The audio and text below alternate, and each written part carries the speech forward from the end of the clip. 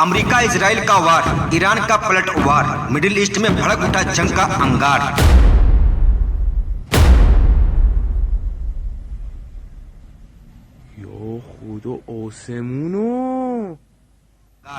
Tehran में बमों की बौछार, खाड़ी में मिसाइलों की मार, दुनिया देख रही जंग का विस्तार।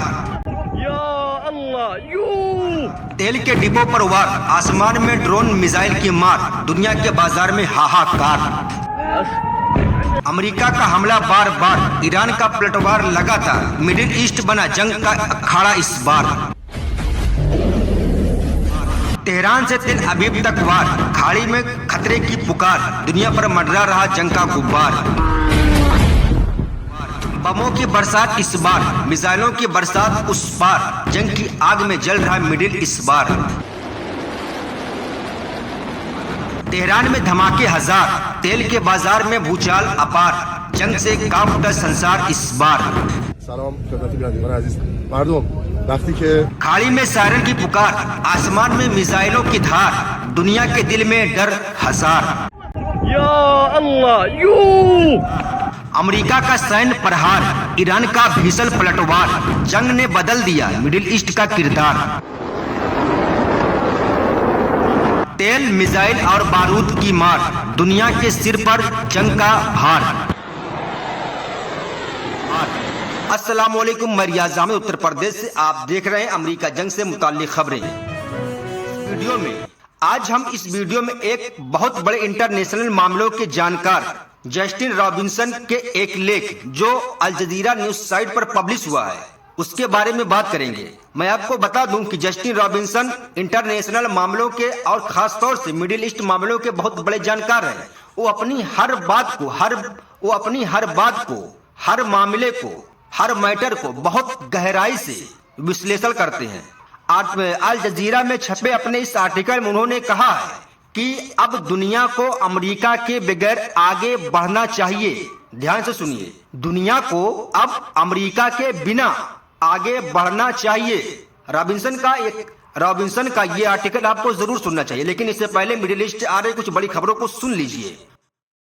दुनिया के नक्शे पर इस वक्त मिडिल ईस्ट ऐसा धड़क रहा है जैसे बारूद के ढेर पर चिंगारी गिर गई हो। अमेरिका और इजराइल के हमलों से ईरान के शहर दर शहर दहक उठे हैं और जवाब में ईरान ने मिसाइलों और ड्रोन की ऐसी बरसात की है कि पूरा इलाका जंग के साए में समा गया है। ये जंग अब सिर्फ दो देशों की नहीं रही, बल्कि आधी दुनिया इस जंग में खिंचती नजर आ रही है। अमेरिका और इजराइल ने मिलकर ईरान के अंदर बड़े पैमाने पर हवाई हमले किए हैं कल रात में। इन हमलों में राजधानी तेहरान, शिराज, कोम, इस्फान और करमानशाह और कई दूसरे शहरों को निशाना बनाया गया। बताया जा रहा है कि अमेरिका के B-2 स्टील्थ बॉम्बर ने गहरे जमीन के अंदर बने मिसाइल ठिकानों पर भारी पेनिट्रेट बम गिराए।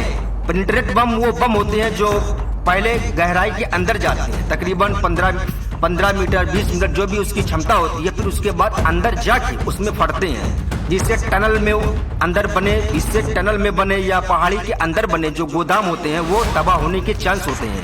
इसके अलावा तेहरान में तेल के बड़े भंडार और रिफाइनरी पर भी हमला हुआ है, जिनमें Aqdasiyeh oil warehouse, Shahran oil depot, Tehran refinery और करस का ऑयल स्टोरेज शामिल है। इन हमलों से आसमान में काले धुएं के बादल छा गए और कई जगह आग भड़क उठी। कुछ हमले रिहायशी इलाकों, पेट्रोल पंप, स्कूल और अस्पतालों के पास भी हुए हैं, जिससे भारी तबाही मची है। ईरान के स्वास्थ्य मंत्रालय के मुताबिक 1300 से ज्यादा लोग मारे गए हैं और 12,000 से ज्यादा लोग घायल हुए हैं। इनमें 200 से ज्यादा बच्चे हैं और कई डॉक्टर और स्वास्थ्य कर्मी भी शामिल हैं। कई अस्पताल, एम्बुलेंस और मेडिकल सेंटर भी इन हमलों का निशाना बने हैं। यानी जंग का ये तूफान सिर्फ फौजी ठिकानों तक सीमित नहीं रहा, आम लोगों के घरों तक पहुंच चुका है। ईरान ने भी चुप्पी नहीं साधी। ईरान के रिवॉल्यूशनरी गार्ड IRGC ने दावा किया कि उसने पूरे इलाके में अमेरिकी और इजरायली ठिकानों पर हमले किए हैं। ईरान के हमलों के निशाने पर इजराइल के तेल अबीब और दूसरे शहर कतर का अल उदैद अमरीकी एयरबेस, बहरीन के सैन्य ठिकाने, कुवैत और सऊदी अरब के ठिकाने, यूएई और जॉर्डन, ओमान के पास तेल टैंकर, साइप्रस में ब्रिटेन के सैन्य बेस निशाना बने हैं। इन हमलों में इजराइल के कई लोग घायल हुए। बहरीन, यूएई, कुवैत और सऊदी अरब में भी लोग मारे गए और घायल हुए हैं। कई जगह मिसाइलों को एयर डिफेंस सिस्टम ने रोक लिया, लेकिन डर और अफरा तफरी का माहौल फैल गया है। लाखों लोग रात भर बंकरों और शेल्टर में छिपे रहे। विश्लेषकों का कहना है कि ईरान की रणनीति है इजराइल को लगातार डर और दबाव में रखना, और आईआरजीसी की तरफ से बयान भी आया है इजराइल के लोग 6 महीने तक बंकरों में ही रहेंगे। इस जंग के बीच एक बड़ा राजनीतिक भूचाल भी आया। अमरीकी इजरायली हमले से ईरान के सर्वोच्च नेता आयतुल्लाह अली खामनेई की मौत के बाद उनके बेटे मुस्तफा खामनेई को नया सुप्रीम लीडर घोषित कर दिया गया। ईरान के राष्ट्रपति मसूद पजिश्कियान ने कहा, ईरान अमन चाहता है लेकिन अपने सम्मान संप्रभुता की रक्षा के लिए पीछे नहीं हटेगा। अमेरिकी राष्ट्रपति डोनाल्ड ट्रंप ने कहा कि यह सैन्य अभियान इसलिए चलाया गया ताकि ईरानी शासन से आने वाले खतरे को खत्म किया जा सके। अमेरिकी रक्षा अधिकारियों का कहना है कि ईरान की सैन्य क्षमता को कमजोर करने के लिए हमले और तेज किए जाएंगे। रूस और चीन ने इस जंग पर गहरी चिंता व्यक्त की है। मिडिल ईस्ट को बड़े युद्ध में धकेलना पूरी दुनिया के लिए खतरा बन सकता है। दोनों देशों ने युद्ध रोकने और बातचीत की अपील की है। यूरोपीय देशों ने भी हालात को बेहद खतरनाक बताया। तेल की कीमतें $100 से ऊपर पहुंच गई हैं और दुनिया भर के बाजारों में हलचल बढ़ गई है। कतर यूएई, बहरीन और सऊदी अरब में एयर स्पेस बंद है।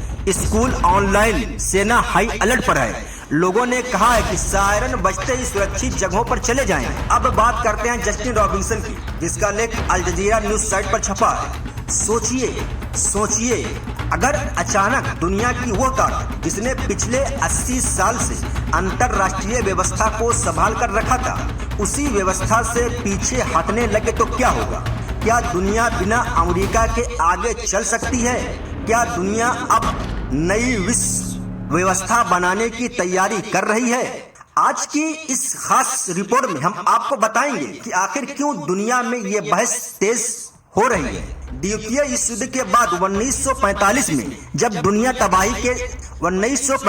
द्वितीय विश्व युद्ध के बाद जब दुनिया तबाही से निकल रही थी, तब एक नई अंतरराष्ट्रीय व्यवस्था बनाई गई। इस व्यवस्था के केंद्र में था यूनाइटेड नेशन, और इस पूरी व्यवस्था का सबसे बड़ा स्तंभ था यूनाइटेड स्टेट यानी अमेरिका। लेकिन 2026 की दुनिया में हालात तेजी से बदल रहे हैं। 28 फरवरी 2026 ये वो दिन था जब पूरी दुनिया चौंक गई। यूनाइटेड स्टेट और इसराइल ने मिलकर ईरान पर हमला कर दिया।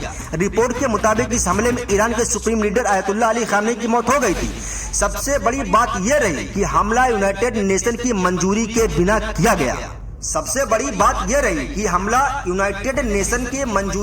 बिना किया गया। यानी उस अंतरराष्ट्रीय व्यवस्था को ही नजरअंदाज कर दिया गया जिसे खुद अमेरिका ने बनाया था। इसी दौरान एक और घटना जिसने पूरी दुनिया को चौंका दिया। अमेरिका की स्पेशल फोर्स ने वेनेजुएला की राजधानी में एक बड़ा ऑपरेशन किया। इस ऑपरेशन में वेनेजुएला के राष्ट्रपति निकोलस मादुरो को गिरफ्तार किया गया। इसके बाद उन्हें सीधे न्यूयॉर्क सिटी ले जाया गया और वहां एक अमेरिकी अदालत में पेश किया गया। इस घटना ने लैटिन अमेरिका की राजनीति में भूचाल ला दिया। इसके बाद अमेरिका के राष्ट्रपति डोनाल्ड ट्रंप ने एक और बड़ा फैसला किया। उन्होंने दुनिया की कई अंतरराष्ट्रीय संस्थाओं से दूरी बनाने का फैसला किया। रिपोर्ट के मुताबिक अमेरिका 66 अंतरराष्ट्रीय संगठनों से बाहर निकलने की प्रक्रिया में है। इनमें संयुक्त राष्ट्र की 31 एजेंसियां भी शामिल हैं। इसी बीच अमेरिका ने एक नई संस्था बनाई, बोर्ड ऑफ पीस। इस संस्था के अध्यक्ष खुद डोनाल्ड ट्रंप है। कुछ विशेषज्ञों का मानना है कि भविष्य में ये संस्था यूनाइटेड नेशन जैसी संस्थाओं की भूमिका को चुनौती दे सकती है। लेकिन असली कहानी सिर्फ अमेरिका की नहीं है। असल कहानी है दुनिया के बदलते शक्ति संतुलन की। आज चाइना एक बड़ी आज चाइना एक बड़ी आर्थिक और राजनीतिक ताकत बन चुका है। यूरोप फिर से मजबूत हो चुका है। वहीं कनाडा, जापान, साउथ कोरिया और खाड़ी के कई देश आर्थिक रूप से बेहद ताकतवर हो चुके हैं।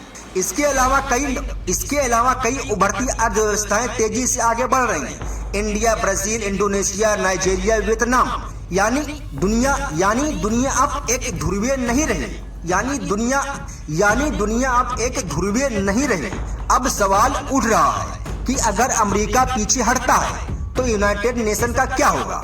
कुछ विशेषज्ञों का मानना है कि संयुक्त राष्ट्र का मुख्यालय न्यूयॉर्क सिटी से कहीं और शिफ्ट किया जाना चाहिए। इसके लिए कई शहरों के नाम सामने आए हैं। जिनेवा और नैरोबी इसमें खास तौर से शामिल है। यहाँ तक कि कुछ छोटे द्वीपों के देशों का नाम भी सामने आया है, जैसे मॉरिशस और जमैका। अब सवाल है फंडिंग का कि अमेरिका अगर संयुक्त राष्ट्र से निकलता है तो इसकी फंडिंग कैसे होगी, कौन इसको फंड करेगा, क्योंकि अभी तक सबसे ज्यादा फंडिंग संयुक्त राष्ट्र को अमेरिका ही करता रहा है। आज संयुक्त राष्ट्र के बजट का लगभग 22% पैसा अमेरिका देता है। इसी वजह से उसका इस संस्था पर काफी प्रभाव रहा है। लेकिन अब ये कहा जा रहा है कि अगर दुनिया को बहुपक्षीय व्यवस्था बचानी है तो यूरोपीय यूनियन, चीन, जापान, खाड़ी देश और उभरती अर्थव्यवस्था को कहीं ज्यादा आर्थिक जिम्मेदारी उठानी होगी। दुनिया इस समय कई बड़े संकटों से गुजर रही है।